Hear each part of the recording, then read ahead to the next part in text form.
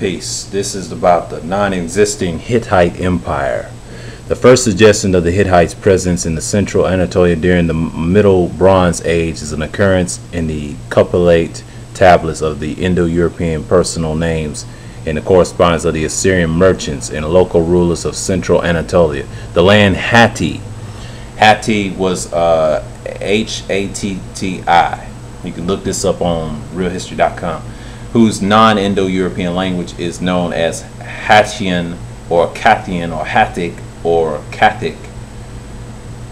Although it's now known that these Indo-Europeans called their language Nesesi, but after the city of Nessa, it is still confusing called Hittite. That's what they try to say. You know, the researchers found out, as it can be really ascertained to the root causes all these problems, it's the linguistics of language. That's all the problem. Language specialists, with all their Indo this and Indo that, it is also readily apparent the fact that the language was written in so-called Semitic language, Akkadian, would have been a red flag for someone with pure motives.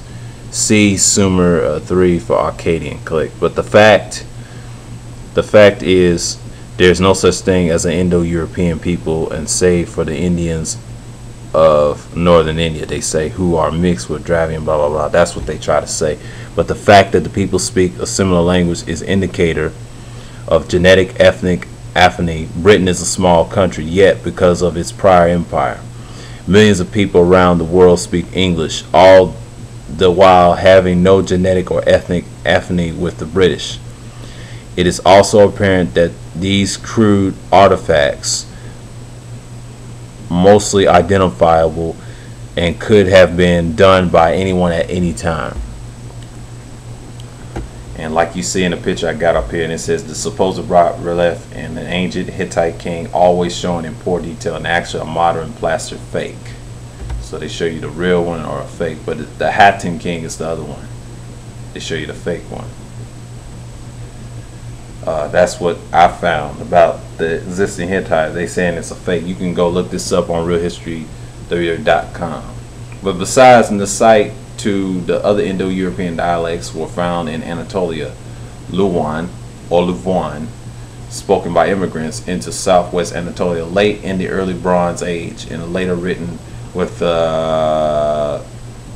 pictographs, common called Hittite hieroglyphs, and more obscure Palic, spoken in northern district, known in classical times as Pelagonia. The first knowledge of the Hittites then depends upon the appearance of the typical Nicite names among the predominant Assyrian and Hattian names of the text. Hittite god on a bull they try to use. The problem of the origin of the Hittites has been the subject of some controversy and has not yet been conclusive resolved on linguistic grounds. Some scholars were at first disposed to bring them from lands west of the Black Sea, but subsequently was shown that this theory conflicts with much archaeological evidence. That means pure evidence.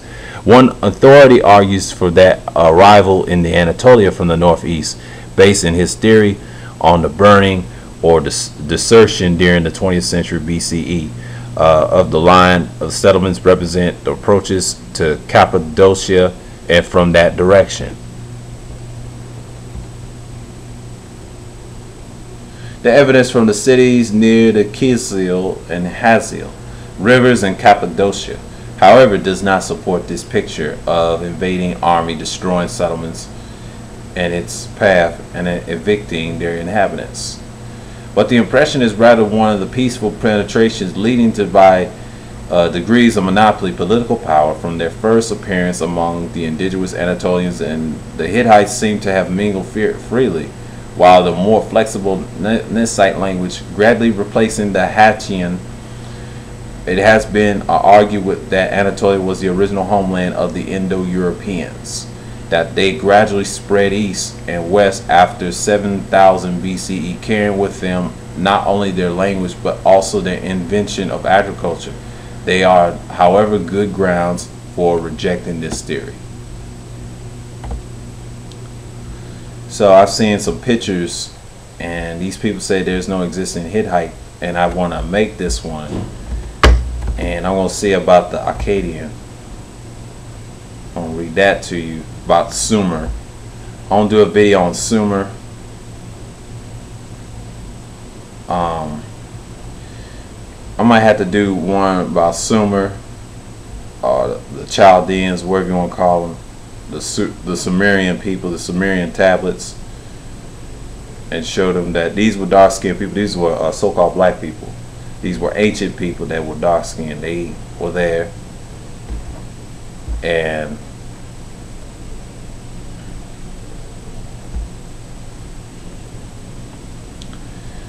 yeah, that's all I have. So with that, I want to say peace.